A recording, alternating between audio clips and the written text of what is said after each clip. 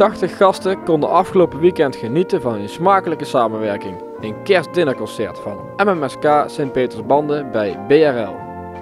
MMSK Sint-Petersbanden maakt de muziek en BRL van Roel Lensen die verzorgen het eten hier.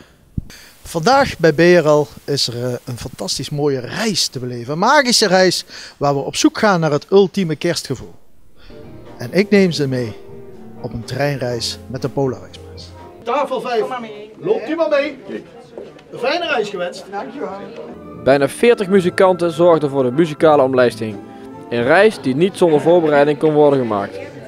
Nou, wat ik begrepen heb, is dat er links of rechts nog wel wat strubbelingen zijn. Dus, hoe lang die gaat duren, ik heb geen idee. Als we maar op tijd arriveren, want ik ben nog nooit te laat geweest. Nou, ik ben er toch wel een paar maanden mee bezig. Dus we hebben het programma wat we nu hebben, daar hebben we op het stukken wel eens wat eerder van gespeeld. Dus dat heeft niet zoveel voorbereiding nodig. Maar ook een aantal nieuwe stukken. Dus ja, je hebt toch wel een paar maanden nodig om alles muzikaal op zijn plek te zetten. Ja, natuurlijk veel kerstmuziek, maar ook muziek die in die sfeer past. Dus niet alleen kerstnummers, maak ook wel een uitstapje, maar veel kerstmuziek.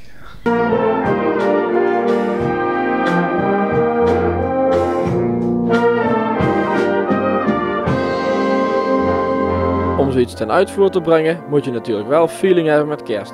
Ja, ook met kerstmuziek. Ik hou er wel van. Ik vind het gewoon ontzettend leuk om te spelen. Er is een hele variëteit aan kerstmuziek. En ik vind het altijd leuk om dat met orkesten te spelen. Dus ja, ik hou er ontzettend van.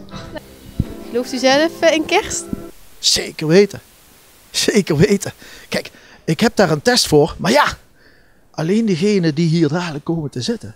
En die mooie reis gaan maken, die zullen weten welke test dat is. En dat is onomstotelijk bewezen dat je dan gelooft in kerst.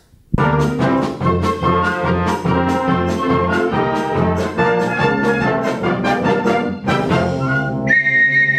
gaan vertrekken! Voor diegenen die de reis met de Polar Express hebben gemist, over 2 jaar hoopt MMSK Sint-Petersbanden weer een dinnershow te kunnen presenteren.